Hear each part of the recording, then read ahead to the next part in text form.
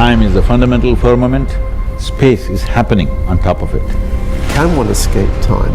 The way I am made is not different from the way the universe is made. We don't know what the dark energy is. It's meant to be some sort of cosmological constant, but it makes the universe accelerate. Generally in science you call it a theory. Yeah. I call it my experience. If I give you a simple line, can you build mathematics for it?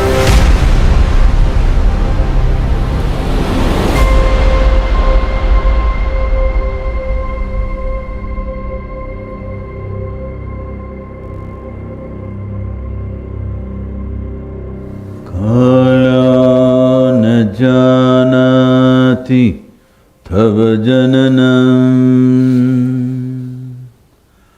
kala na janati tava samapanam, drushto maya tava mahakaraha yogeshvara Kala Kala Yogeshvara Kala Kala. Namaskaram, namaskaram, sir. Because I said something in a language that you don't understand, I think I should explain a bit. Thank you, thank you. Well, I'll make it simple. It's a chant talking about how cycles of time can either crush us or trap us, or if we ride them, it can liberate us. Only one who is risen above the duality of one's existence, only one who is in yoga, which means one who has known the union of one's existence with everything else, only he will rise above the time. And only one who rises above the time has mastery over life. I think the topic which has been given tonight is the discussion of making space and time for consciousness. And so one of the questions is, how does one escape time? Can one escape time? And you refer to cycles of time, which relates to the question of whether time is linear or time is cyclic, which is a topic of great philosophical interest. And in fact, that is something which I would like to talk to you about. And it's a question which arises both in the context of cosmology, which is my professional discipline. When we look at the universe, it's full of cyclic processes, and even the universe itself could be a cyclic process.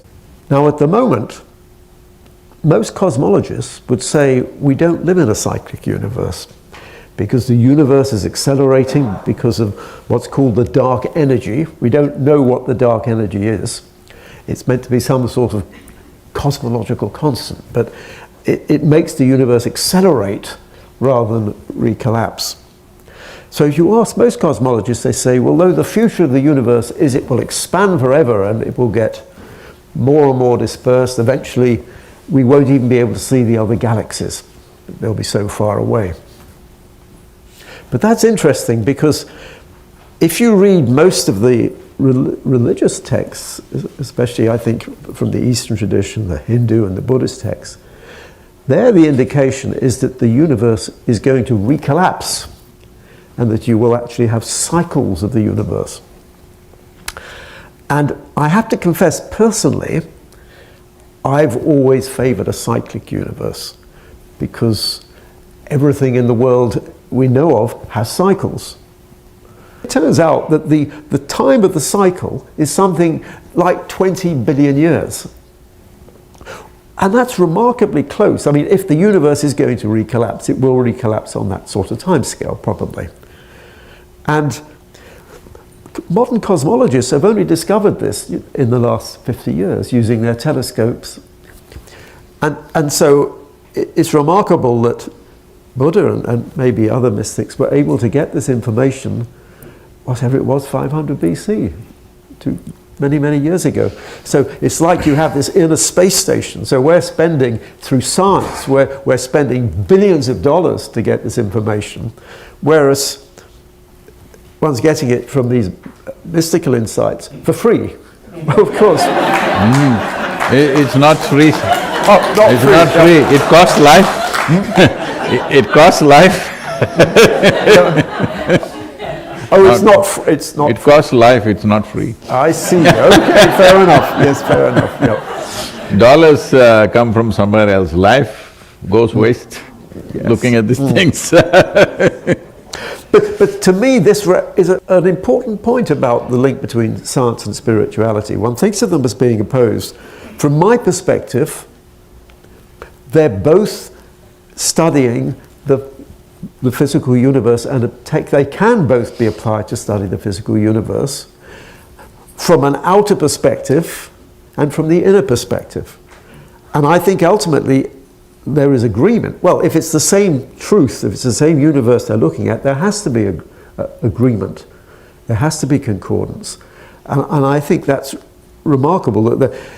So I know there's been a tradition of inner science in Indian philosophy for many years, thousands of years, but in Western philosophy, the focus is all on outer science. And I think part of this union between science and spirituality will be the realization that inner science and outer science must merge.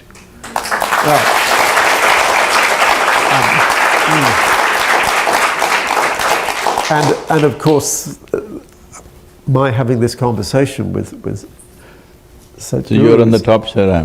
This is, oh yeah. And by the way, whoever prepared this backcloth, it is beautiful. I mean, I don't know if it was done specially for this conversation, but all these equations, they make me feel at home. Yeah.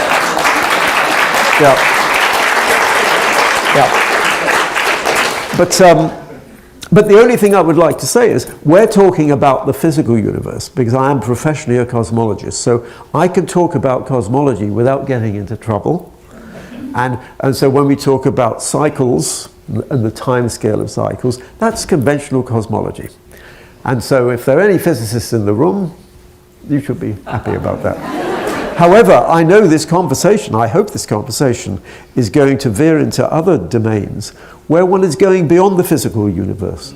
Because I think one of the lessons one gets from, well, mystical insights is that there are other levels of reality beyond the material. I think I refer to this as the domain of post-materialist science. Originally, Sadhguru was talking about cycles of time, and I'm talking about, so far, cycles of time within the physical cosmology, but there are also cycles of time which go beyond physics, and I know we'll get onto that later. But I should maybe ask you to react.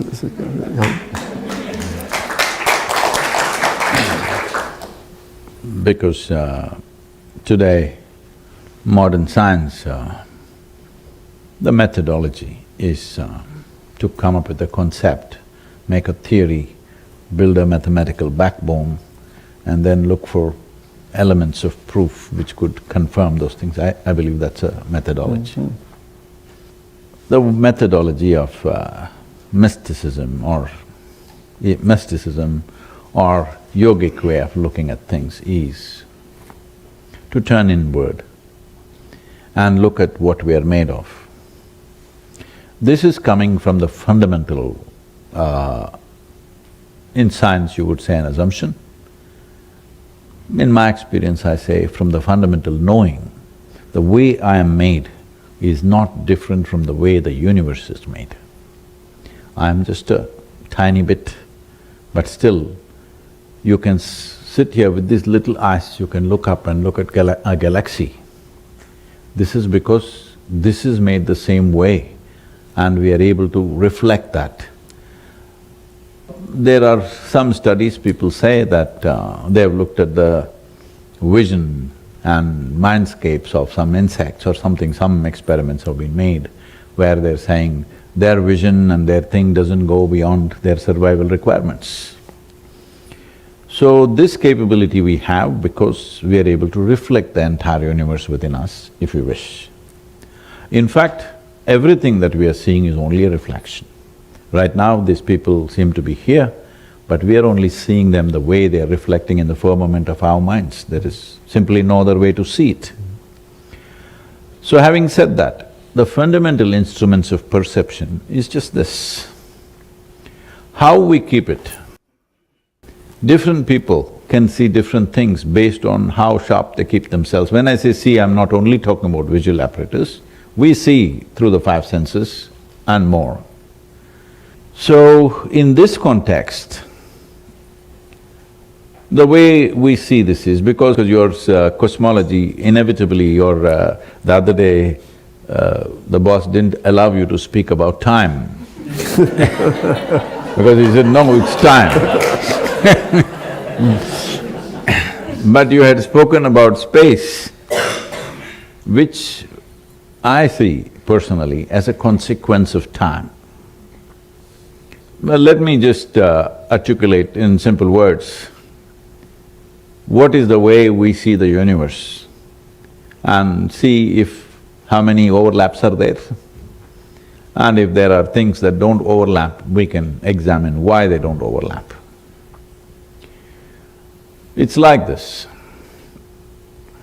In the yogic principle, the universe was like this. This is usually represented as an arborist, a snake, a cobra running into each other, mouth and tail included, and a hood rising here. So, this is not the European arborist, I know, they make it a circle, but this is how it was. So we call this Anant, that means it's infinite. It's infinite. infinite, yeah. Infinite, I'm sorry. We're Indian, you know. You invented the concept. No, I want to tell you it's not a concept. This infinite or infinity was like this. The nature of infinity, I don't have to tell you, but for everyone, if you make infinity plus 10, it's still infinity. Infinity minus million, still infinity. So, your mathematics don't work. You do plus, minus, multiply, divide, nothing. So, it was like this. You could do nothing with it. Then it unfolded and became like this. Then we call this shunya. Oh. Shunya means emptiness. It became empty. What was infinite became empty. This is very important to understand this. What was that which is infinite? Was it not empty? We could not even call it empty or full at that time because it's infinite. There's no plus minus to it, no multiplication and division to it. So it was this way, it uncoiled itself to become nothing. Nothing means we must put a hyphen between no and thing. It is a no thing, but it has a presence now. This presence, I'm assuming, maybe this presence is what the modern scientists are calling as dark energy or dark force or whatever. But it's very appropriate because we call this shunya or kala. The word kala means empty, the word kala means darkness, the word kala means time, the word kala means space. All these four things became somewhat manifest because it became a kala. So this is here as emptiness, but we call this infinite space. Must mark my words, it's infinite space, not time, because there is no distinction.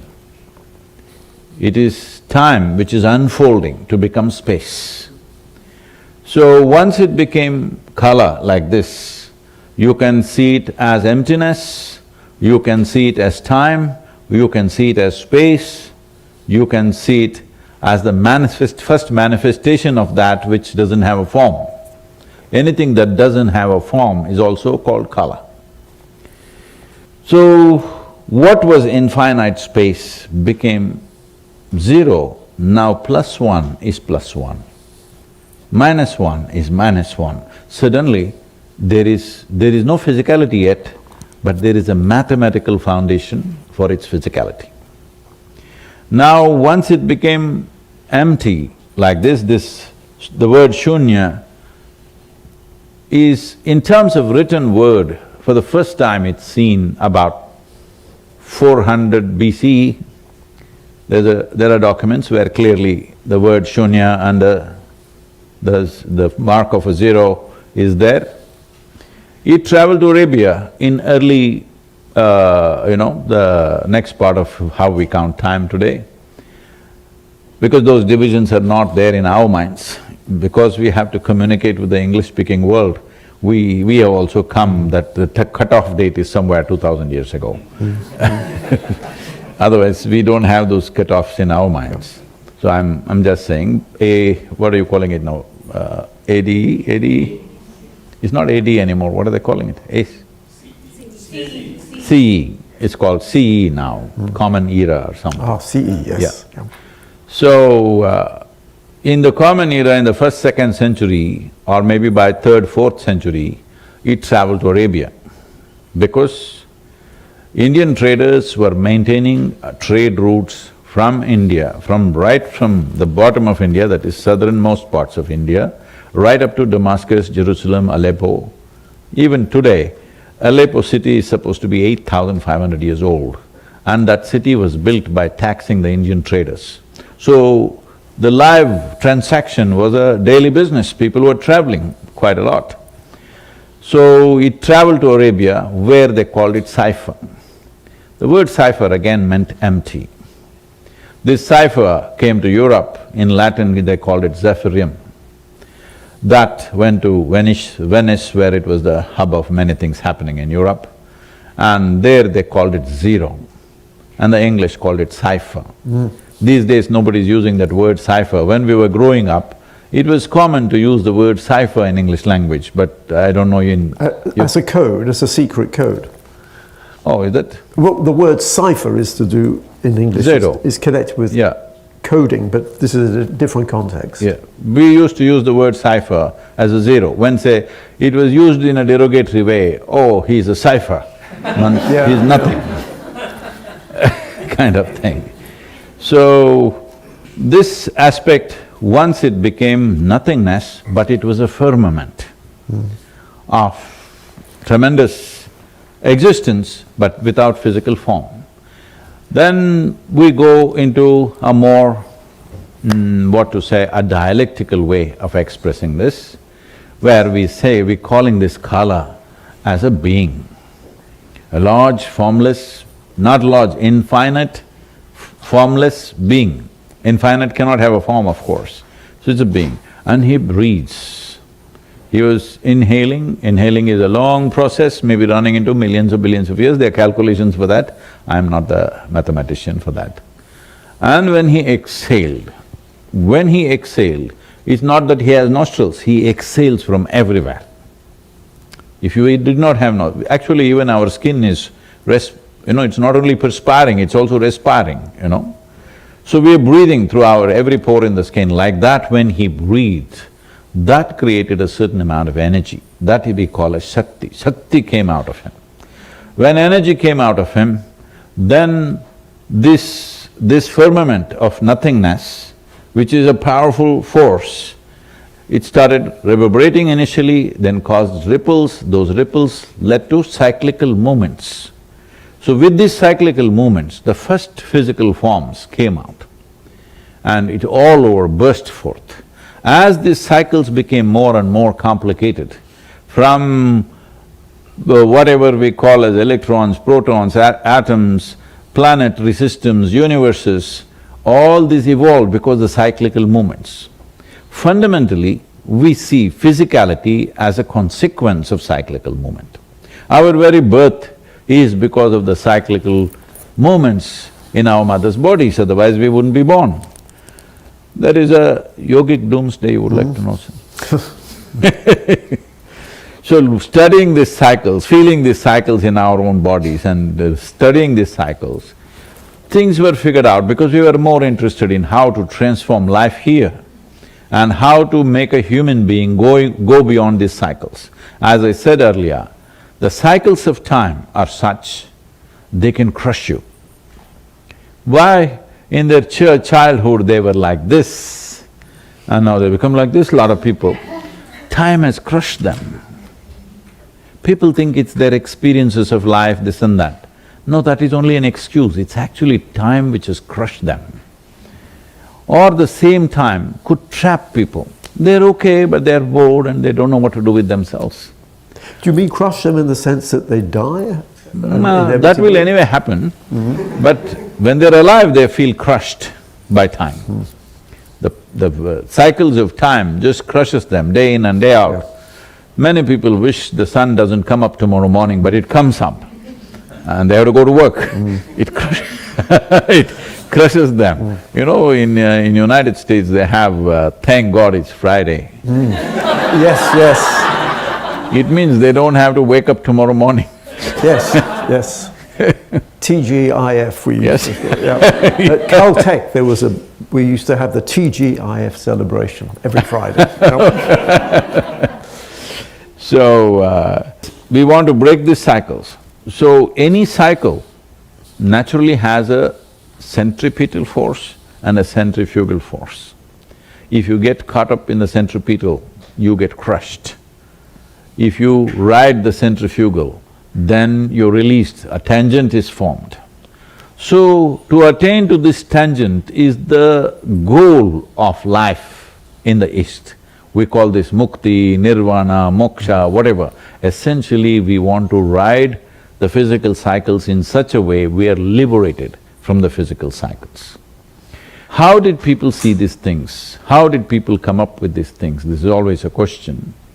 Well, how did the modern scientists see something? Today everybody is talking about Hubble and whatever the other one, John Space? James Webb Telescope. James Webb Space, whatever. What are these instruments? These instruments are just extensions of our own senses, only because we have eyes. Only because we have eyes, the telescope means something. Otherwise, what is a telescope for a man who has no eyes? Simply nothing, all right? It's just a pipe. With a few mirrors and maybe lenses or whatever it is, it's just a pipe. It's a metal pipe, we can use it for something, but you can't use it because inside they've blocked it with so many things. Quite expensive. Expensive pipe. I agree with that. So I'm saying only because we have eyes, we are making instruments which will extend our eyes. Indeed. So, this extension was done in so many different ways. One of the things that we did was that we created energetic forms which would make us look very, very far. Today, unfortunately, it is all being misunderstood and misrepresented, but there were instruments with which we could look very far, we could open windows into the cosmos. These we called as our deities. These are not gods, there is no concept of God in the East. Are you talking about modern telescopes or ancient Both. metaphor? There were no ancient telescopes. I meant metaphorical. Yes, they saw things by creating energetic forms.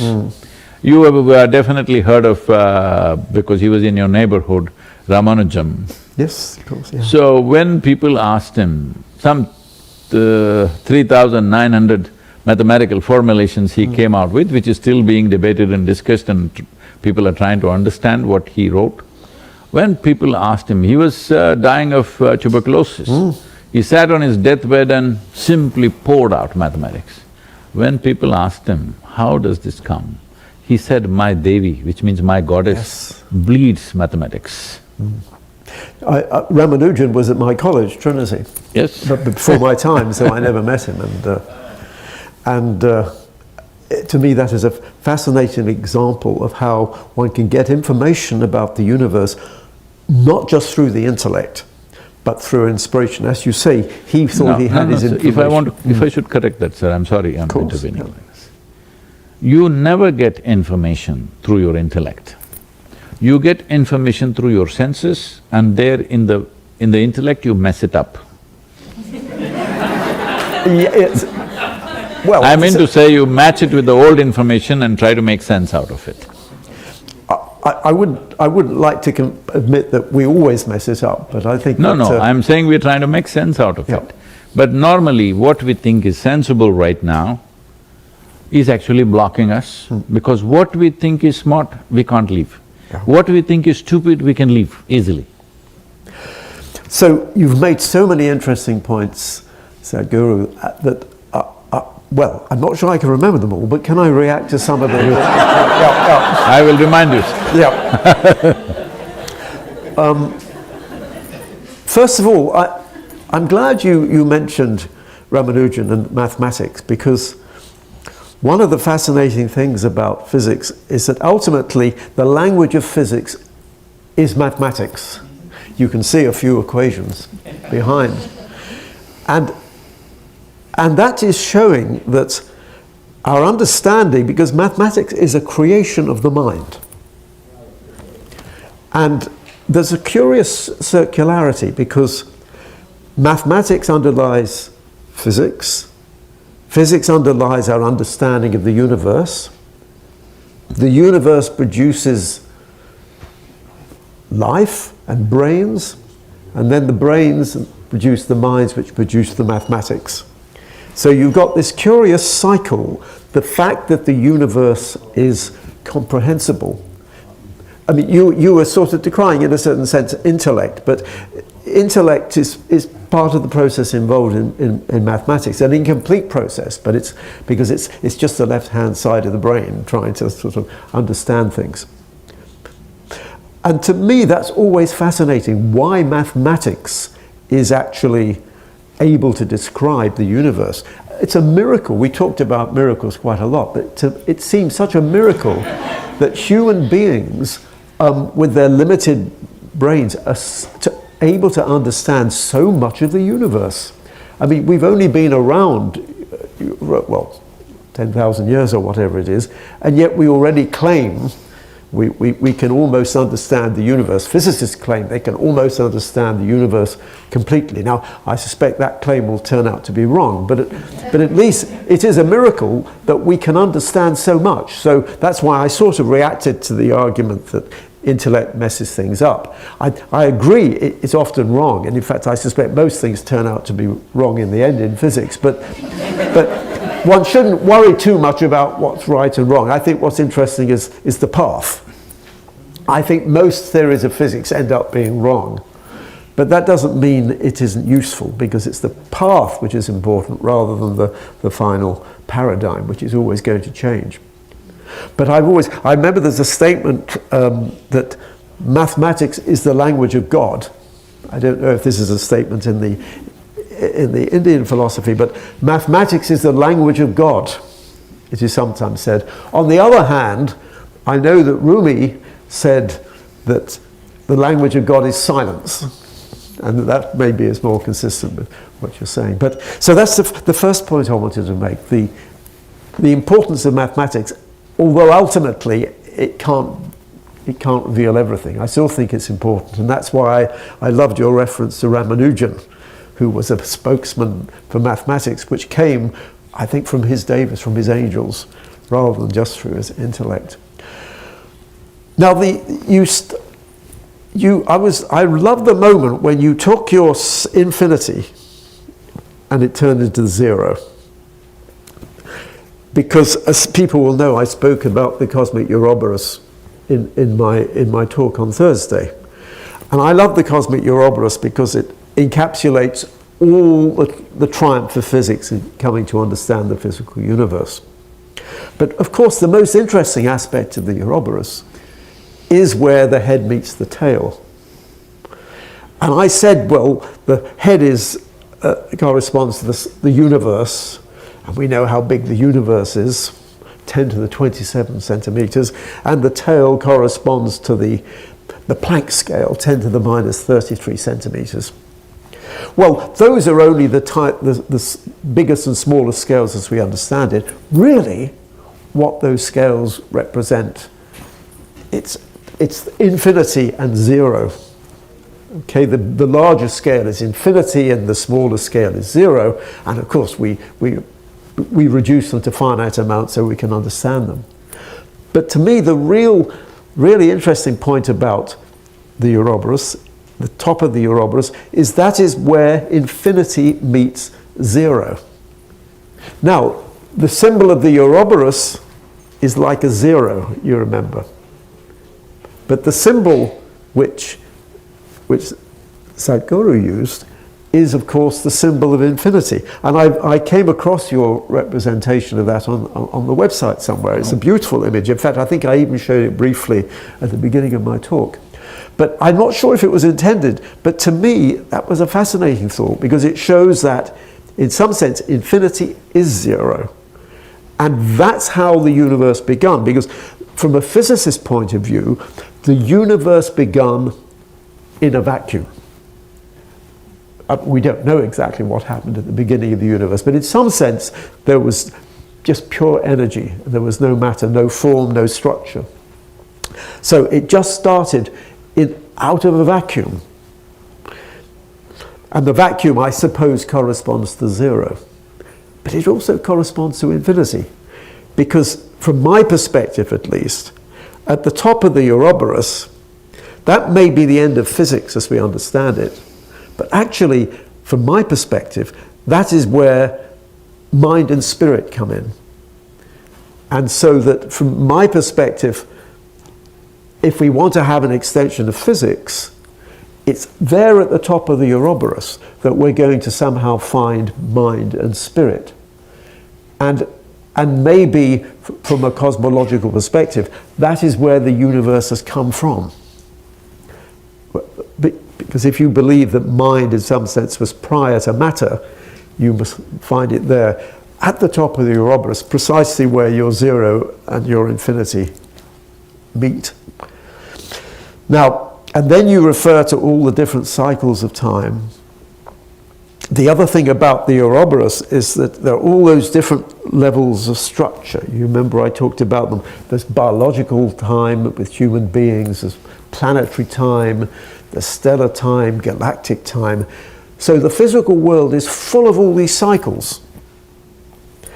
And so when the material world was created in the Big Bang, it led through a process of evolution to all these different levels of structure, which had all the different cycles, all the different time scales, which of course range over a huge range. I mean, that cosmic Ouroboros was expressed in terms of space, in terms of time, spaces, the scales of things. It could equally well have been expressed in terms of the time scales of things, because every length scale goes with a time scale. You mentioned space and time are intimately connected. And so you could also put time scales around that diagram. Every level of structure has a time scale associated with it. And so that is a manifestation of the physical world, that there are all these cycles. And we as human beings, of course, we experience a limited range of these cycles. And I was impressed, almost depressed, when you said how it's the cycles which can overwhelm us. The experience of these cycles can be almost depressing, because you feel that it's just in everyday life constantly. I hate shopping, and I find having to go shopping every day, especially when my wife is away, and having to every day shop and then cook every day and then wash every day, it's a bit overwhelming. So I think I understood what you meant by that. And but that's part of it. It is part of cycles. I must tell you, in yoga, these cycles are referred to as samsara. Yes, yeah. But in common society, in the language, the word samsara means family. Oh, right. Oh, I didn't realize that. Oh, right. Well, I can… Actually, I don't have any children, but I can imagine that's samsara, yeah. Suppose you went to your lab and you found a new universe. It doesn't matter, you still have to come home. Yes, yes, yeah. And yet, of course, from Buddhism, I understand the concept of samsara and the constant cycle of birth and rebirth and how one needs to escape from that. And so my understanding is that although there are all these cycles in the physical world, that there is an escape from all those cycles, which I understand, although don't experience, is in some sense the aim of, I suppose, of the mystical path, to escape from the cycle. I have to say personally, I've never had I'm not a very spiritually evolved person, and I know I'm not going to become enlightened in this life. Why do you say that? Well, because I meet more spiritually evolved You're people. trying to destroy my work. No. Because my work is to make sure that everybody, it doesn't matter who you are, what you are, the possibility is always there. Will you invest in the possibility or not? That's left to individuals. But if you say it's not possible, then you're trying to destroy my work. Don't do that. Well, if by becoming enlightened I can justify your work, I will strive to become enlightened. Yeah. Yeah. But all I mean is that I don't personally feel I've been very successful. I mean, I meditate and things like that, but and I know, but I have many spiritual friends, and I like to think that their spirituality rubs off on me somehow. No, sir. This is a wrong sense of the term spirituality spreading around in the world. Okay. To be spiritual, you need not be going to a temple, church or mosque. You need not be praying, you need not be meditating, nothing. It is just that if you're sincere enough, I'm using the word sincere because if you're sincere enough, you know you don't know a damn thing. That means your intelligence is always seeking. If you keep yourself that way, you're spiritual. Okay. So I've not given up on you. Oh, thank you. Well, I feel I will be more spiritual after this conversation. Yeah. And so, one thing I would like to talk about, because actually I would like to get some information from you if I can, because although I'm a theorist and I'm speculating about the nature of time and consciousness, I have this feeling you probably know all the answers, or at least some of the answers, so I would like to ask how some of my ideas relate to your insights. And it's to do with the nature of time and indeed the nature of space. In my talk on Thursday, I was trying to explain that if you want to expand physics to accommodate consciousness, by which I mean mind and spirit, because consciousness is everywhere in matter, mind and spirit, that you have to expand your concept of space and your concept of time. Now, I already spoke on Thursday about in what sense I felt you had to expand your concept of space. But just to recap, just in case there were some people not there, my argument was that most mental and many spiritual experiences do require a space. And I was referring to dream space, out-of-body space, the space of a near-death experience, the space of ghosts, the space even of some mystical experiences. Not all mystical experiences, because some go beyond space and time. And what I argued was that you need some higher dimensional space, because it's not just physical space, it goes beyond physical space. And then what I said was this higher dimensional space, it corresponds to a sort of higher dimensional reality which reconciles all our experiences of the world, not just of the physical world, but of all the worlds. And so that was my claim. And then the point I made was that even physics itself claims that there are higher dimensions, because Newton had a three-dimensional space, Einstein said there was four-dimensional space, space and time being merged, which of course agrees with what you were saying earlier, that space and time are basically the same.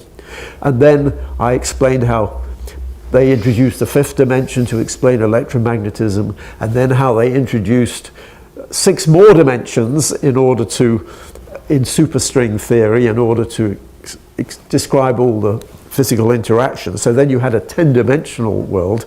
And then finally I said with M theory, we had the idea there was another dimension, so you have an 11-dimensional space. And Sadhguru made the fascinating remark, which was new to me, that actually 11 dimensions is precisely what arises in some of the traditions. Maybe we can come back to that. But then the key point I wanted to make was that in one particular version of M theory, the physical world is a slice of a higher dimensional space. The slice is called the brane, B-R-A-N-E, and the higher dimensional space, if it's a 5-dimensional space, it's called the bulk. And so physics gives you a higher dimensional space, of which material world is a slice. Your experience, your mental and spiritual experience, gives you a higher dimensional space. So the main point I made on Thursday is, why can't we identify these two spaces? This is not a view that many of my physics colleagues will share, because they don't want to be associated with mysticism. But that's my personal view. I don't want you to give the impression that this is the mainstream physics view, because I'll get into trouble with my physics colleagues if you get that impression. But it's my view anyway.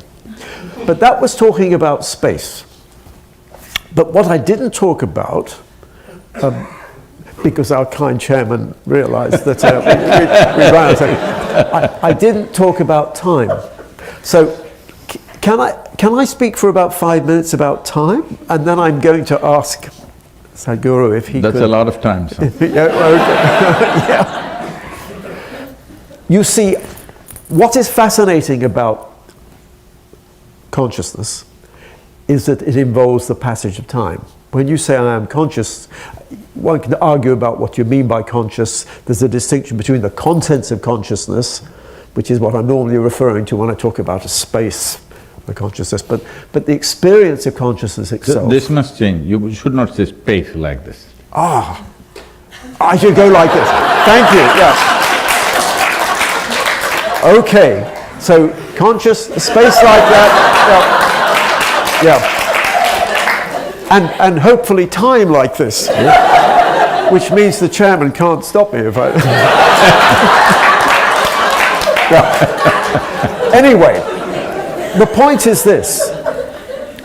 What you've got to realize, in Einstein, with his theory of special relativity, he married up space and time. He realized that the world is 4-dimensional, with the 4th dimension being time. And so you as a human being, your body is like a world line in this. You imagine space and time in 2 dimensions. I hope I can use my hands, but you imagine space and time in 2 dimensions to make it simpler. You are like a line, your world line in this 4-dimensional space, but is represented as 2-dimensional space. But in Einstein's picture, it's called the block universe. Past, present, and future coexist. There is no time. But in your conscious experience, you think of yourself as moving through time. So if you imagine your world line as a brain, you sort of think of your consciousness as like a little bead which is traveling along that wire. That's your experience. So right now it's 10 to 5, but it'll be 5 o'clock in 10 minutes, and it was 4:45 5 minutes ago. But the point is that does not happen in relativity theory. In relativity theory, there is no passage of time.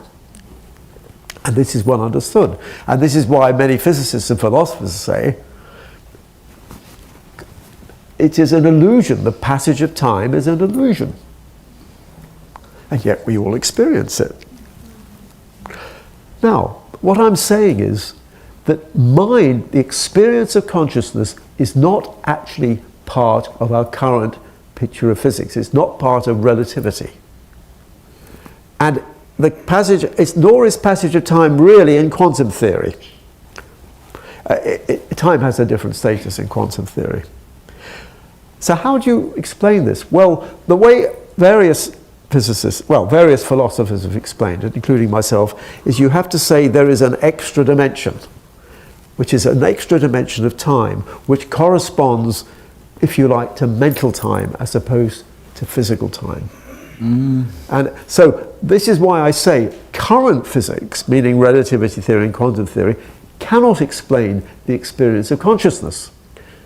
But the final theory of physics, which is going to reconcile relativity and quantum theory, that has to explain consciousness, and it has to include this extra dimension. Because what I'm saying is mental time is an extra dimension.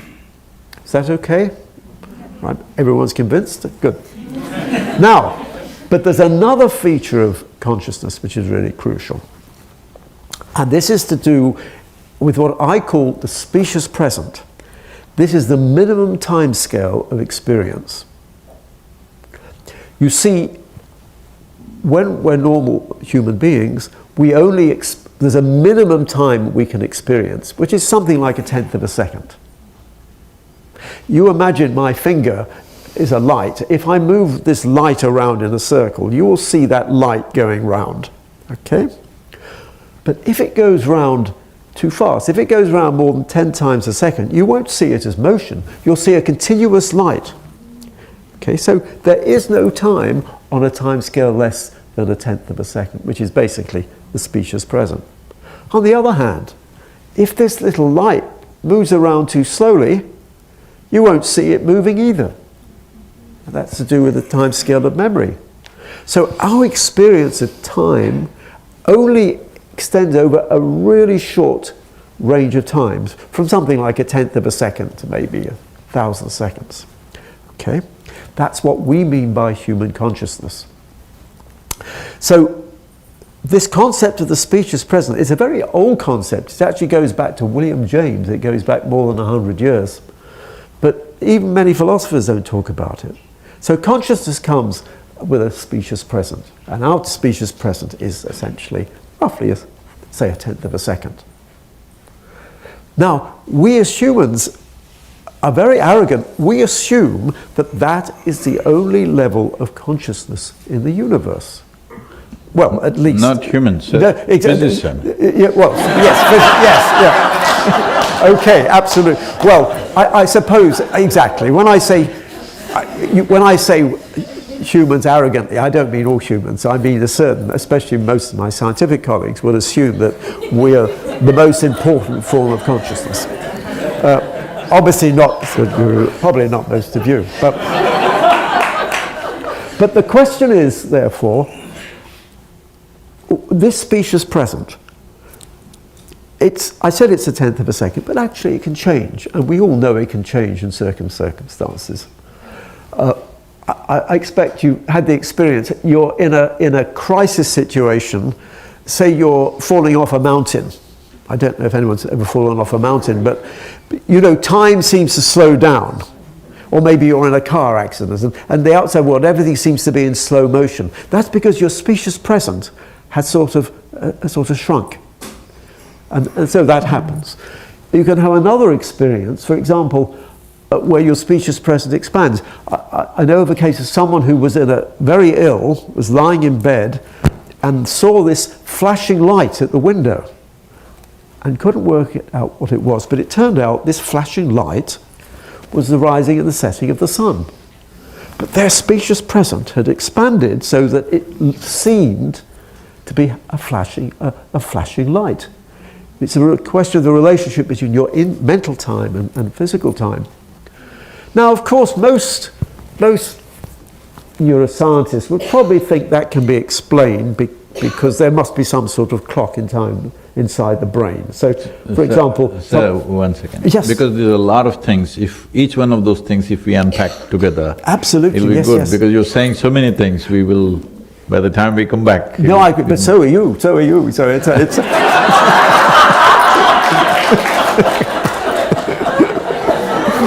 no. Yep. Yes. The important thing is, I think Einstein is committing incest. Yeah. when he says, we will marry time and space. I don't know whether he said it or not, you said. Because what we are seeing as space, in my experience, is a consequence of time. Time has given birth to space. And our sense of time is essentially because of cyclical movements, otherwise we don't know time. Right now people are sitting here, well, if this goes for an hour and a half, two, they're okay. It doesn't matter what great truths you talk, if it becomes 4 hours, they will slowly slip out. Yeah. Because, not the clock, their bladder keeps time, Yeah. their backside keeps time, their lower back keeps time. Hello? Suppose they didn't have a body, we took away their bodies. Then if we sat here for 2 million years, they have no problem. We as physical beings are a consequence of time, which is essentially cyclical movements of physical material. We are a consequence of that. If we rise above our physicality, there is no sense of time in us. This is what, unfortunately, the Western observers are saying is trance. Somebody has risen above his physical state. Now, he sits here, you think he's sitting here whatever number of days, but he, in his experience, he's sitting for a few moments.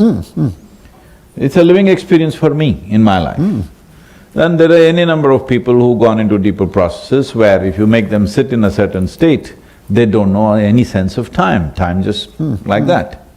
So, how much impact, when I said you can either get crushed by time or you can be trapped by time or you can be liberated by riding the time, how deeply you're identified with your physicality, that's how much power time has over you. If you're not so physically identified, now you are a scientist, you're lot happening up there, now you go into your laboratory or wherever you go, you don't know when to eat. There are some people, their stomach tells them all the time when to eat, when to go to the bathroom, when they should go again. In the office, you will see many of them in 8 hours of work are going to the bathroom 4 to 5 times and going to eat and drink another 5 times, because completely ruled by the body. If suddenly you became more interested in something else, you don't know when to eat, when to pee, when not to do, because bodily influence on you, the power of the body is gone. Once the power of the body is gone on you, the power of time is gone on you. So if you're completely free from that, you're beyond time process. But how do we come to this? We look at human body as a construct like this. There is a physical body which is an accumulation of the food that we have eaten. This is the hardware that we built. There is a software which you're calling as a mental space, is it? I'm sorry, mental space. It's a mental body, we call that also as body. We're calling everything body, all the 5 aspects we call it as body because body means you can observe, you can learn. Space is a vague thing. So there is a mental body, there is memory and information and intelligence right across. So the mental body, this is the software. Hardware, software together can do nothing unless it's plugged into power. So the third layer, we call this as the pranamaya kosha or the energy body. So it's plugged in and these things are functioning. Most human beings live their life between physical, mental bodies. Very rarely there may be little bit of experiencing the pranic body or the energy body. The next dimension of the body is called Vijnanamaya kosha. Vijnana literally means is, jnana means to know, jnana means to know. Vijnana means it is a combination of 2 words, vishesh jnana. That means an extraordinary knowledge. Extraordinary knowledge means anything that we don't perceive through our sense perception, but we perceived it. Then we call this vishesh jnana or vigyan. Today in India, the word science has been described as vigyan. Right now in school subjects, it's called vignan. Because we are saying this is extraordinary knowledge, because what your eyes could not see, your telescope saw. So we are saying you are having extraordinary knowledge, because beyond the sense perception you extended it somehow.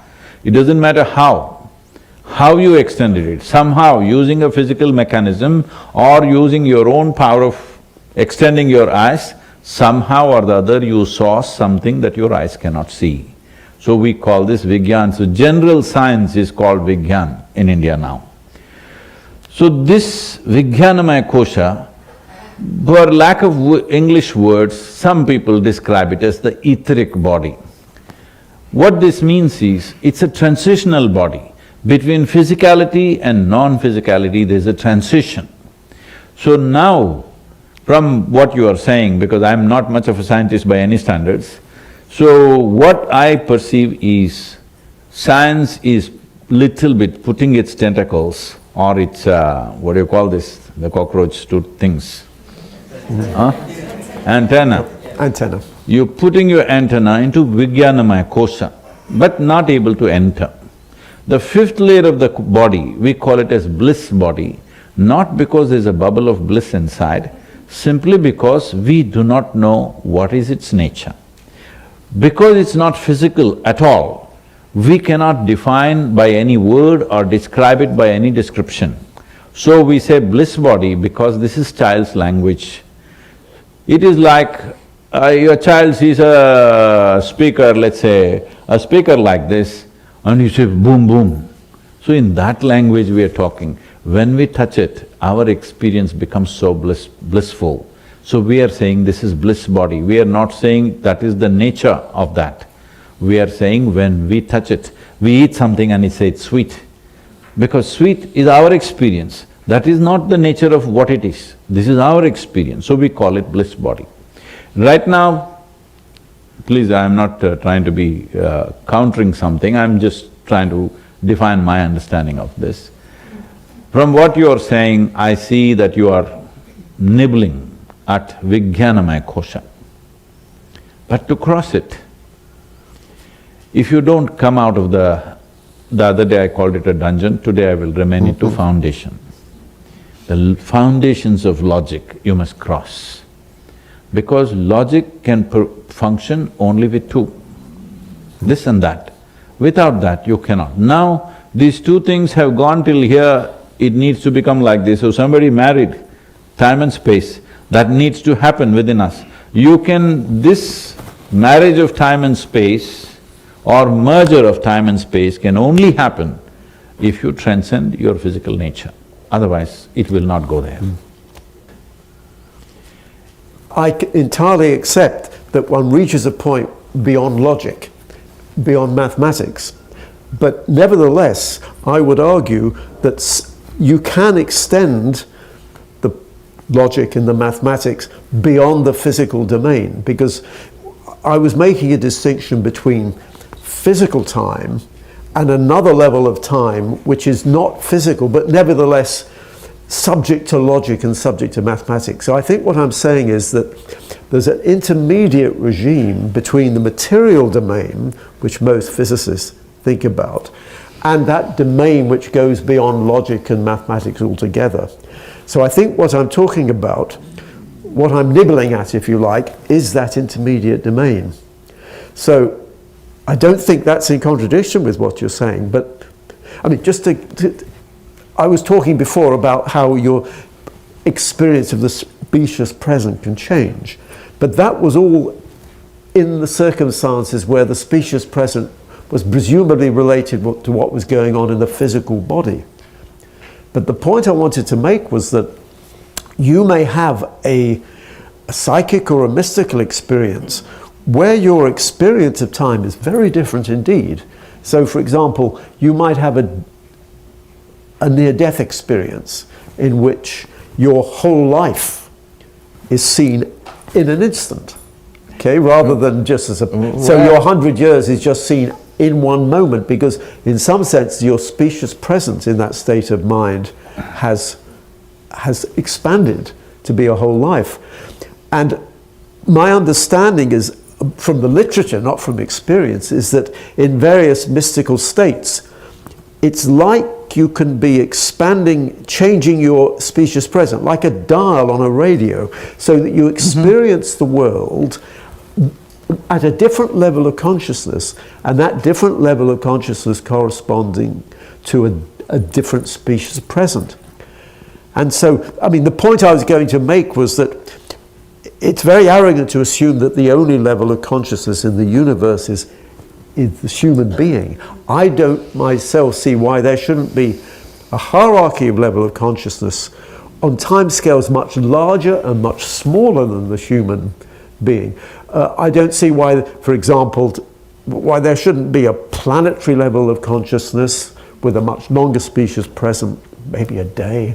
Why there shouldn't be a solar level of consciousness, which might be 100 years. Why there couldn't be a galactic level of consciousness, and why there couldn't be a cosmic level of consciousness. So I would say within this perspective, this is why I'm putting the emphasis on species present. I don't see why there cannot be a hierarchy of levels of consciousness associated with different, if you like, forms of embodiment, but also… If I can ask yes, a question yes. into that. Because you are using the term, time related to the mind, right? Yes, I'm now talking about time related to mind rather than to physics. I'm saying the time, we experience time only because of our relationship with our body, not with our mind. In our mind, we can make 1 hour into 10 hours, 10 hours into 1 hour. We can, because on a certain given day, if you're very joyful, the day passes like 10 minutes. If you're depressed, the day passes like a eon. So this is a mental thing. Mind, how we see mind is, there is something called a Sat Chit Ananda, you have heard that, right? Have you? Sat Chit Ananda. No, I don't know the terminology, I think Sat I know means, the concept. Sat means truth or reality, Chit means, we are referring to Chit as mind, Ananda means blissfulness. So Sat is reality which is there. But we can only look at the reality through the lie of our mind. Sat is half there, half not there. It's a half a reality. It's… part of it is true, part of it is not true. Chit is a complete lie. You can make anything out of it. You can look at this and see a dinosaur there, genuinely. People do that. Sorry, see a… You can see a dinosaur or an elephant standing there right now, though it is not there. Right, a dinosaur. You can see an elephant standing there, though it is not there. You can look at this person and think, oh, she's evil. You can look at that person and think, oh, she's beautiful. You can look at that person and think something else. This is all lies made up in our mind. We can make up whatever we want. This is the beautiful thing about our mind. We can even make an absolute lie into reality, a total lie, something that never existed. We can make it into a reality of our own.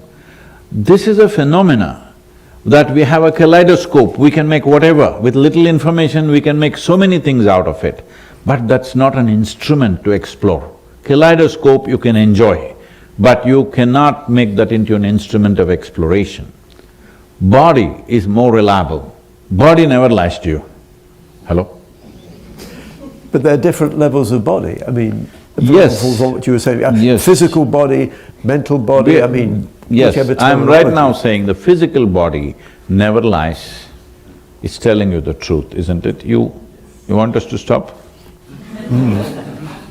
Mental body, physical body, I'm asking. So I'm saying when you get hungry. But mind can tell you, no, you're not hungry. Mind can tell you when you don't need food, mind can tell you, you need to eat. But body tells you truth about everything. When it's cold, when it's hot, everything is the way it is.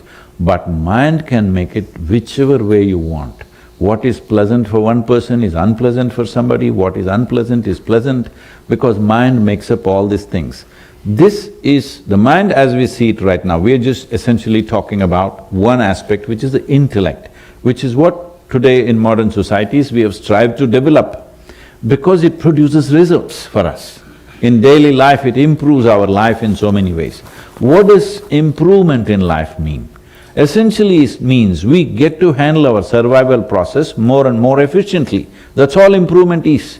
This is why, though compared to how, let's say how our grandparents lived and how we are living today, probably every one of us have 10 to 20 times more than what they had, we are not any more joyful or any more liberated than them, though people claim. It is not. When you look at the people on the street, their faces, they're driving their dream cars, when you look at their faces, you know they are no better. People who walked or bicycled were also like that in the past. I am not saying we are more miserable, but we cannot claim because of these comforts we have become more joyful. We become more comfortable, more convenient life, more possibilities in the physical world, all that accepted. But this doesn't change the experience because it's the mind which can create whatever you want. Some people who manage their mind well, they see a good picture on their kaleidoscope.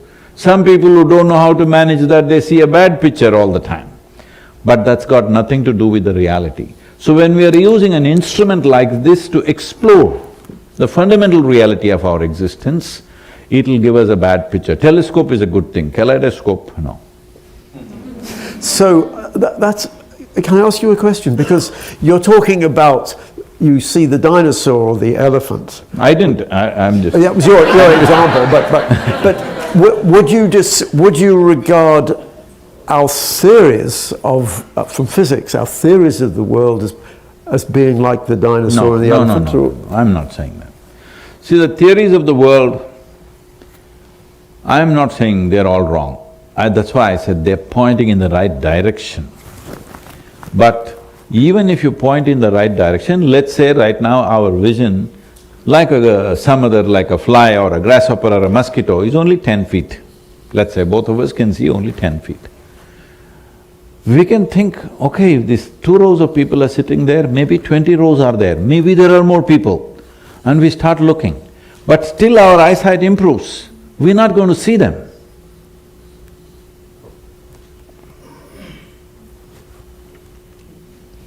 Right, but So it's extremely important now. In my perception, science has never pointed in the right direction. In the last 25–30 years, they're beginning to point in the right direction.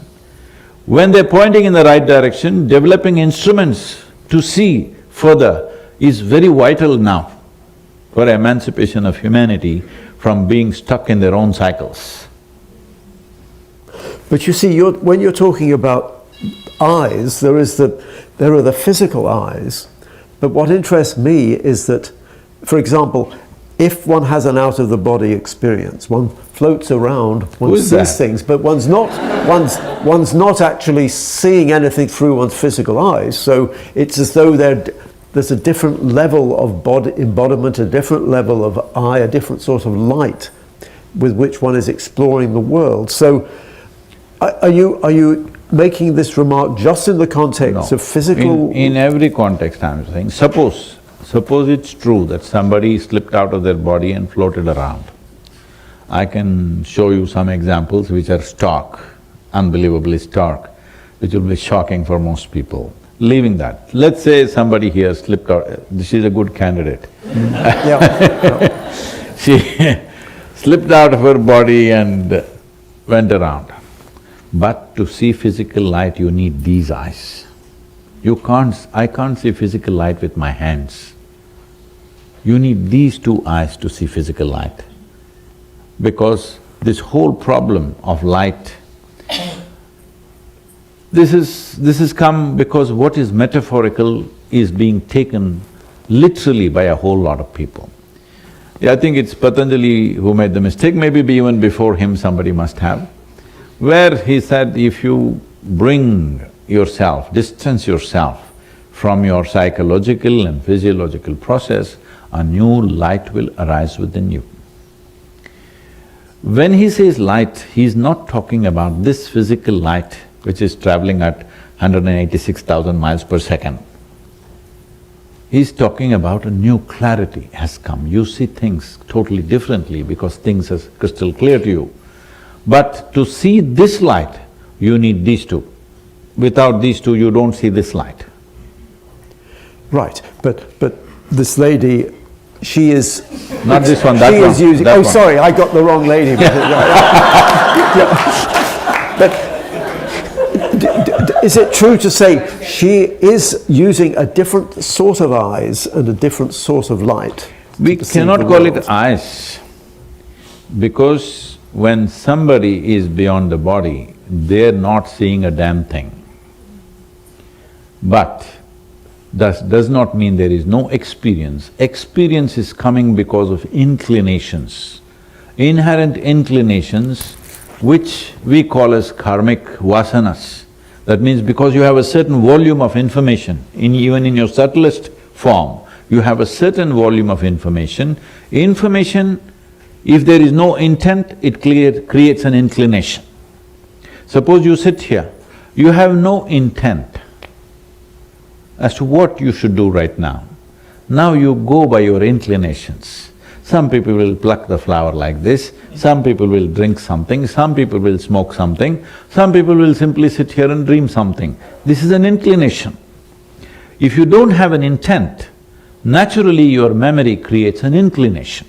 We call this inclination as vasana. Vasana means… literally means smell. Why we calling it vasana is because in the animal world, it is the smell which plays a big role. Even in human life, smell plays a massive role, but people are not noticing it simply because of their cerebral activity. A whole lot of research has gone into it now, various types of research. People are saying, these scientists saying, okay, they are saying you might have chosen a husband or a wife or a partner in your life because of an unconscious sense of smell you have about that person. Smelly people, I'm sorry. I'm interested in the phenomena of levitation, for example, and there's the famous case of Saint Teresa of Avila who would levitate. Now, that in itself would not be a mystical experience, because a psychical researcher would say, oh, she's levitating, we must measure how high she goes and how fast she moves. And so I accept that is not a mystical phenomenon itself. But Saint Teresa herself was having a mystical experience. So for her, she was in an ecstatic state. So there was a link between mystical and psychic. Mystical? Why is being ecstatic mystical? Well, I have no experience of mystical experience myself. So let me come to that. Yep. See, right now, recently some journalist is asking me, Sadhguru, if there's one achievement in your life, what is it? I said, tears. So what do you mean by tears? I said, every day, millions of people, if they close their eyes, tears of ecstasy are washing their cheeks. This is the only achievement I have, rest is all circus. Rest is circus only in the world. You have to do circus to get people attracted to that process. So, being ecstatic happens if you stop creating unpleasantness within you. When I say unpleasantness, you sit here and think, oh, what is she doing? She's writing down, what's she doing? Will she get it right? I don't think she'll get it right. This is a genuine opinion. Does she understand what I'm talking? Is he okay? Is that this? I'm saying these 1,000 things are there. It's not even conscious. These things are multiplying into millions as you grow up. Now, all this muck which you think is your thought process and your emotions and your opinions, especially you're in a university full of opinions, okay? If with all these opinions, you can't see nothing clearly. To just keep down all the opinions that you have, it takes a lot of work. People are around me for 20, 30 years, same people. I don't have a single opinion about them. Only when it comes to work, I have to do something with them, then I have an opinion whether they can do this or not do this. But when I just look at them, I just look at them as they are now. I don't care how they were 10 years ago. I don't care how they were yesterday. When I look at them now, I see them as they are, because this is very important for what I do. Otherwise, oh, this one is possible, this is an enlightenment candidate, this is no good, that is a good one, this has good genetics, that has bad genetics, this is all rubbish. It's got nothing to do. All these things have got something to do with their bodies and minds. I have no business with their body or their mind, for that matter. So they may think loving their guru is a great thing. I think nothing about it, because love is a simple emotion. Even a dog can do it very well, better than you. Hello? We are making a big deal out of it and exporting it to heaven and saying God is love. This is because people have grown up bereft of love. I'll tell you a sample… Can I tell you a little situation? I was to speak in Tel Aviv, unfortunately there is a situation there, a few years ago, and I'm flying out of Atlanta. I'm to land there around 11:30 in the morning and speak at 6:30 in the evening. But some delays in the flights and I end up landing there at 6 o'clock in the evening. In these 40 years, I have not been late to a single event, so I don't want to… it's a commitment that I have that I don't go late. So I quickly change in the airport and rushing to the event, and I'm famished because I'm flying an American airline. There's nothing edible. There's nothing edible on that plane. No, peanuts. No, not even that. They throw some dog parts at you. Whatever, nothing edible for me. So, whatever these groundnuts, they give you only in the domestic. In the international, it's only dog part in some bread and something, it's just not for me. So I'm super hungry, but I have to be there on time, I rush. And then I find, to my amazement, it never happens to me, I'm speaking at a fine restaurant. This is coherence. Then I walk in and people are already there, they're greeting me. One man comes up and says, "Shalom." I ask him, "What does it mean?" He says, "This is the highest way of greeting." I said, "It's all right, that's your opinion, but what does it mean?" He says, No, this is the highest way of greeting." I said, "All right, what does the word mean?" Then he says, "It means peace." I said, "Why is peace the highest way of greeting unless you're born in Middle East? In South India, somebody comes up to me in the morning and says, 'Peace.' I say, "What's wrong with you?" So I'm saying, anything that you deprive yourself of slowly rises to heaven. You've not seen peace in your life, peace becomes God. You've not seen love in your life, love becomes God. You've not seen blissfulness in your life, bliss becomes God. No, these are all simple human emotions. So if Saint Teresa, if she walked around blissfully, I'm glad for her. Today I can show you, if not millions, at least hundreds and thousands of people who are blissed out, at least for parts of the day. I'm blissed out all the time. Yeah, but… So, for me to simply close my eyes and come to tears is just 2 moments, I'll be there. There are many people like that here and everywhere. So it's wonderful if that woman walked like that, it's a fantastic thing, because that's how a human being should be. You shouldn't make a saint out of her. She is a wonderful human being. And every human being should be that way. They must walk the streets like this. When they see the flowers in the tree, tears must come. When they see the clouds, tears must come. When they see a child, tears must come. When they close their eyes, tears must come. Tears of love and ecstasy, not tears of misery and pain. So, right now it becomes such a rarity in a given society. Now you suddenly think she's got God going in her. No, she doesn't need God. Human beings are capable of experiencing these things. I'm saying these are all experiences that human beings have. Almost every human being at some point, in a moment of love or joy or something, tears have come to them. It's just that it's not common. If she made it a part of her life, fantastic. But in Eastern societies, there are any number of saints like that who always lived like that. I'm not trying to bring her down. All I'm saying is… When you say bring it down, you mean from the levitation or from the… Levitation I am not talking about it, Yep. I'll leave that, because that's a question of breathing in hydrogen, not oxygen. I'm saying I don't want to bring her down. My work is to raise the humanity not bring down somebody from the heaven.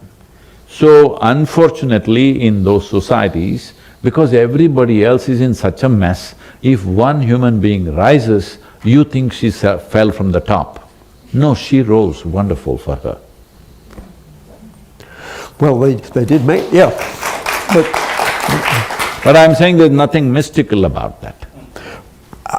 I mean, that's a question We can of say what, that is clearly a spiritual experience, let's say. Oh, spiritual is fine. I mean, Yes. the label… No, because we are trying to draw some distinctions between psychic, spiritual and mystical.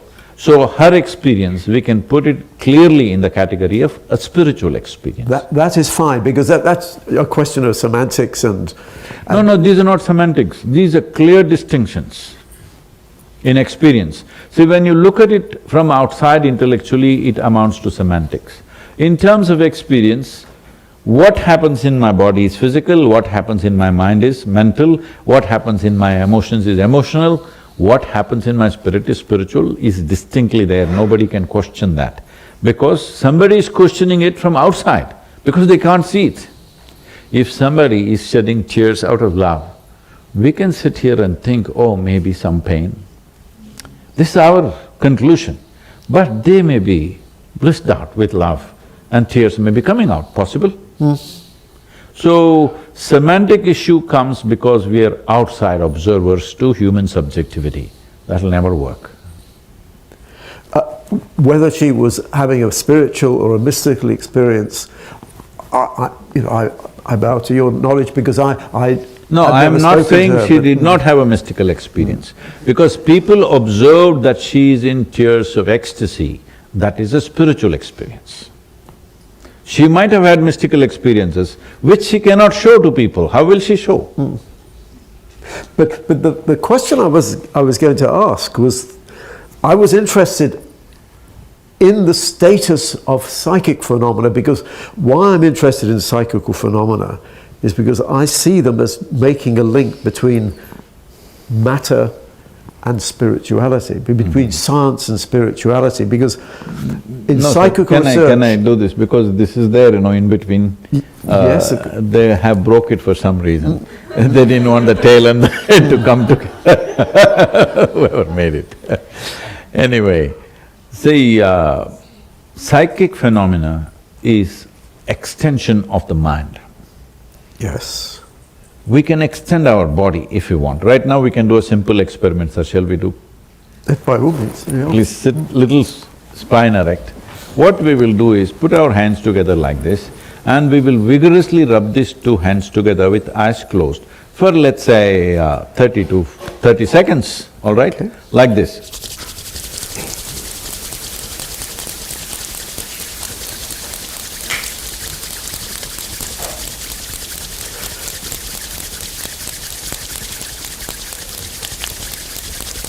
"30 seconds is a long time."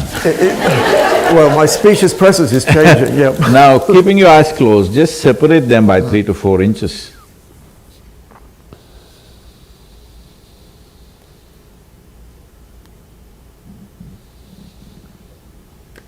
Okay? Yep. Something happening between your two hands, something little bit, Yes, whatever that is. Feel the… Let's not try to define it, describe it, it's an extension of the body. You can extend the body like this. Right now you have heard of phantom legs and things, somebody loses a leg or a hand. Even though the physical leg is gone, they're still experiencing it because in extended body. Yeah. As there is a physical body, there's an energetic body which can stay intact if the loss of body is very sudden like that. There are tantrics, we should not go here, I'm entering dangerous territory in a university. Why should I commit suicide like this? Let me leave the tantrics alone. So, there are people who can leave their body here and go and do something and again come back. It's called parakaya pravesha. That means you enter something else. This is extension of the body, which is psychic. Extension of the body and mind to do something is a psychic process. What you're talking about, Saint Teresa, that is a spiritual experience, what people are seeing. Whether she is having a mystical experience or not, nobody will know.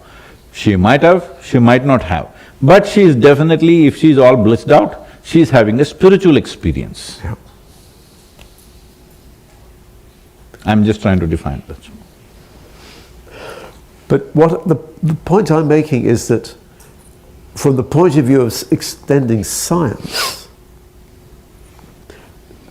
these phenomena are interesting because that you can study these phenomena using the sort of techniques that a scientist would use. You know, you can test for telepathy in a laboratory, you can test for psychokinesis, whether you can affect… Because it's all psychic phenomena, telepathy, telekinesis, whatever other things that people are talking about, this is all psychic phenomena which I am personally not interested in, because that will not in any way rise a human being beyond their limitations. Exactly. It will only make them little more competent. It's like if I'm using a bad example again, if I have to kill somebody, I must go there and do something to them. But if I have a gun from here, I can shoot them. This is psychic phenomenon. From here, I can do things. I don't have to go there and do things. So a gun is more efficient than a knife. In UK, still they use knives, that's why I'm saying. There are a few guns, but mainly knives, yes. So I'm saying psychic phenomena is like this, you're extending your psychological and physical forces to do certain things and come back. But this will only at the most give you a little advantage in the world. You will not rise anywhere. I accept that, but the reason I'm emphasizing that is because in the attempt to expand science to accommodate these phenomena, this is… and it's nothing to do with helping somebody become enlightened, but nevertheless I'm saying it's helpful, it's of interest to me, because that's how I can expand science to accommodate these phenomena. It's, if you like, it's part of the way of going towards it, unifying science and spirituality. So even though you say it's not of interest… I'm saying you don't have to accommodate this. Let's dismiss all the things that I'm saying. Right now, in my opinion, science is looking in the right direction. They have to extend their look. I'm asking, can you build a telescope which will see something which is not physical in nature? That's what you need to do. And the answer is not with a physical… With mathematics, I'll come to that. So, because we are talking about time, which I see as the most basic entity, from infinite to zero is manifestation of time.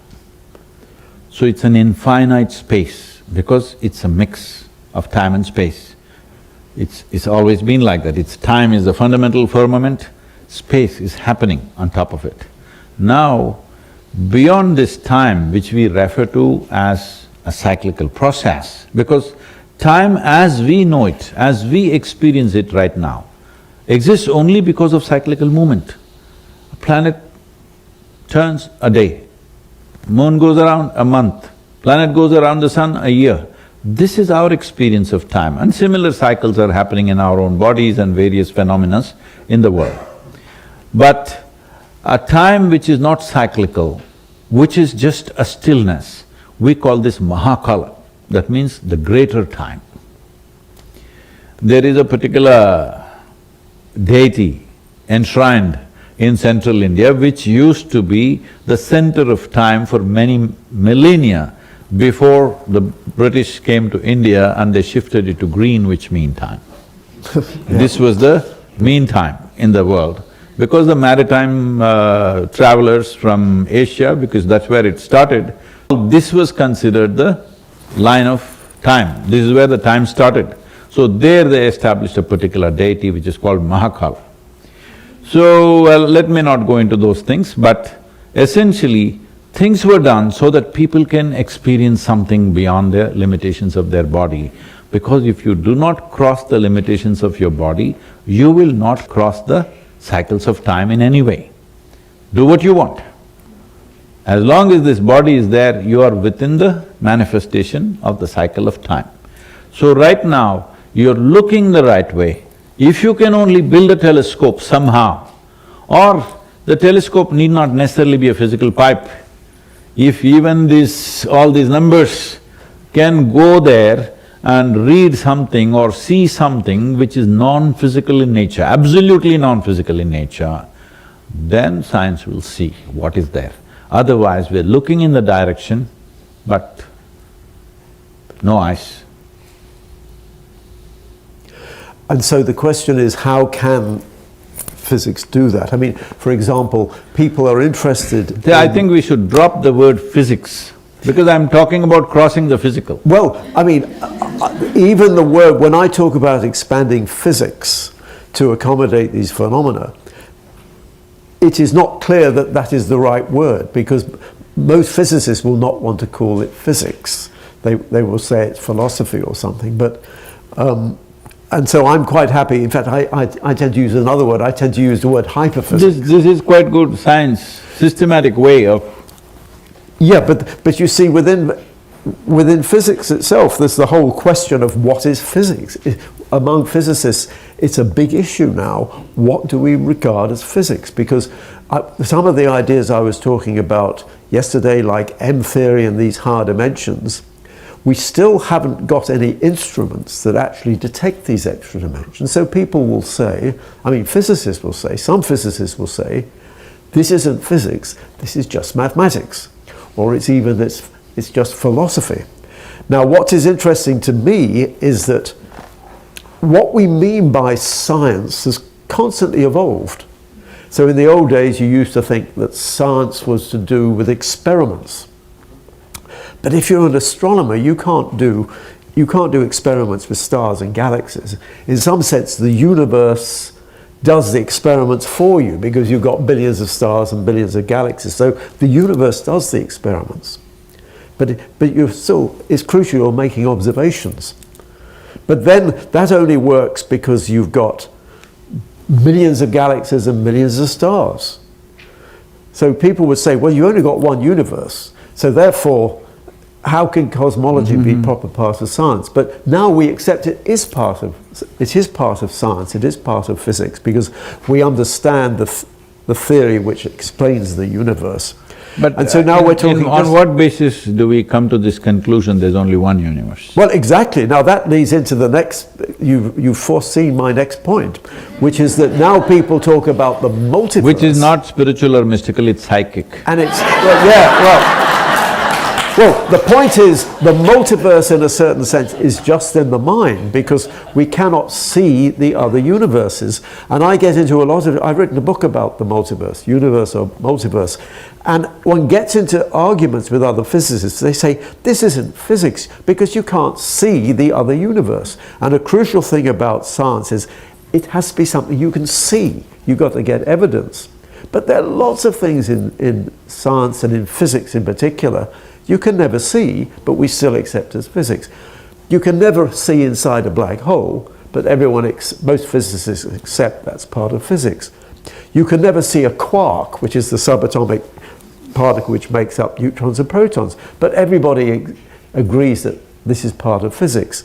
So in physics now, we're used to the idea that there are things which we cannot see and directly get evidence for. But it's regarded as physics because it's part of this mathematical framework, because at least part of the theory can be tested. Now, so one of the counter-arguments, you mentioned the multiverse. Even though you can't see these other universes, you can argue it's still part of physics, because they're predicted by theories of physics which can be tested indirectly. But what I'm saying is that there's a whole controversy going on, even within physics, about what physics is. And in some sense, our paradigms of physics now are essentially just mental models. Because the concept of reality, when you talk about higher dimensions and quantum theory, I mean, quantum theory has got obviously experimental tests, but these higher dimensions don't yet have experimental tests. And so really it is a creation of mind. If you said psychic, in a sense it is psychic, it's a creation of mind, because at the moment we don't have the eyes, if you like, with which to actually perceive. Going back to the Saint Teresa, suppose out of her blissfulness. She told all the… Where was she? In which part of… Oh, well, she came from Europe. I've Europe. actually forgotten what city she was on. Okay. Aquila in Italy, yeah. If she told the Europeans, make this world your home, out of her, if she has tears of blissfulness, I'm sure she's feeling like that. And she said, make this world your home. Then the Europeans thought, then we should make our home so big it should cover the whole world, which they tried. Now that's a disaster. So physics means studying the phenomena of the physical world.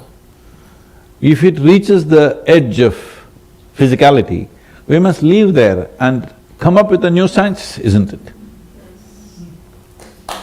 Come up with a New science, whatever you want to call it, I'll leave that listening to absolutely. you. I mean, that is the point I'm making, that you're changing your view of what science is to accommodate these things.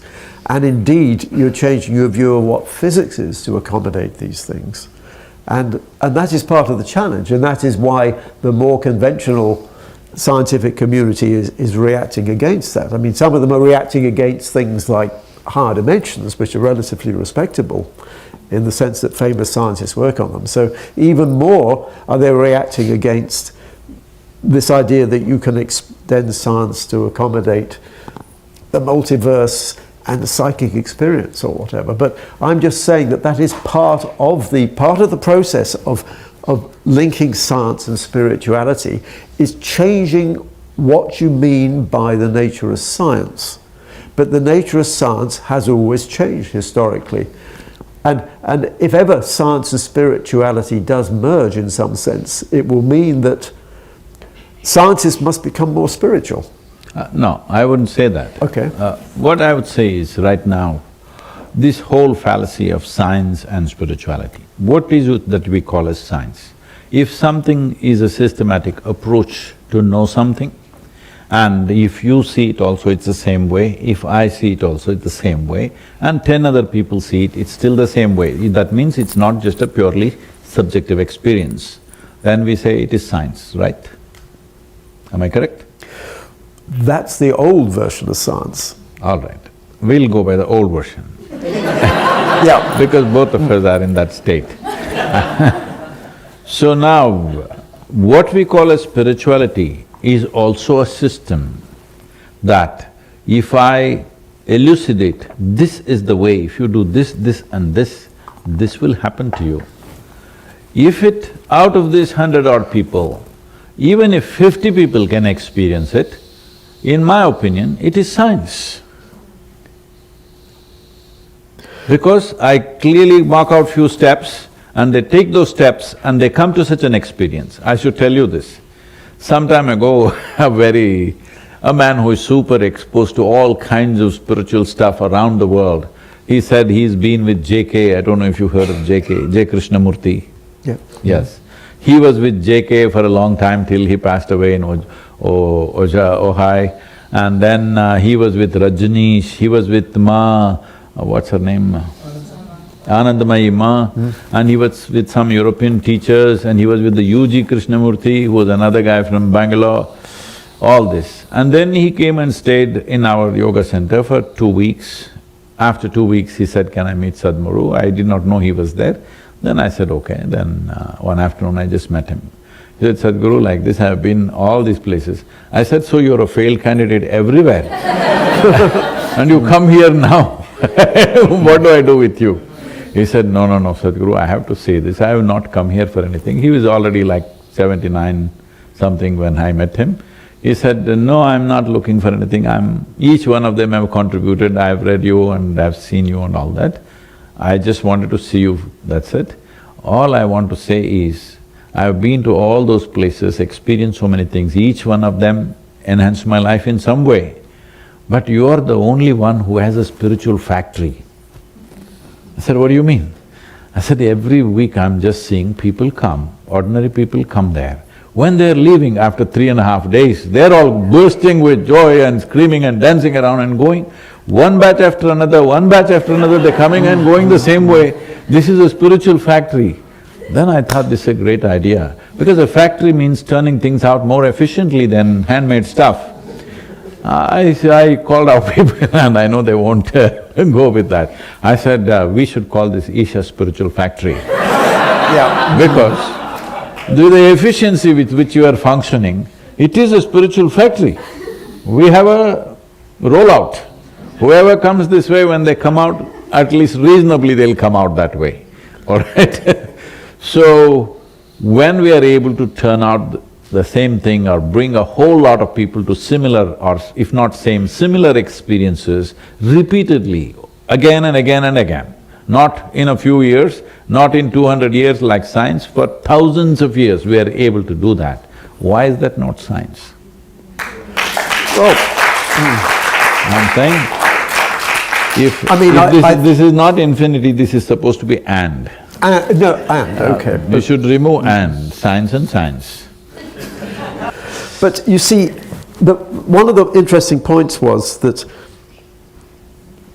science is normally assumed to be taking the third-person perspective of the world. When you talked about how this… No, this is why I told this example. This guy was taking a third-person view and he saw this is a spiritual factory.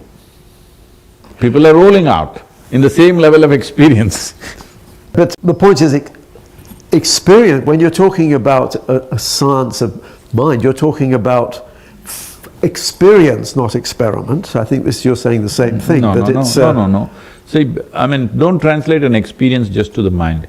Today, Bala is trying to study that experience chemically, all right? The blood chemistry and whatever other things. I don't want to get into that because I don't care how long you're telling me to… But all those things matter to today's science, it's fine. Now they are saying the endocannabinoids are up by whatever percentage, it is much more than what happens in sexual orgasm just sitting here. Why is this not science? It's measurable. I'm agreeing. I'm saying that you should have a science of experience. So I think I'm agreeing with you in that respect. No, experience is not scientific. Experience is very subjective, human.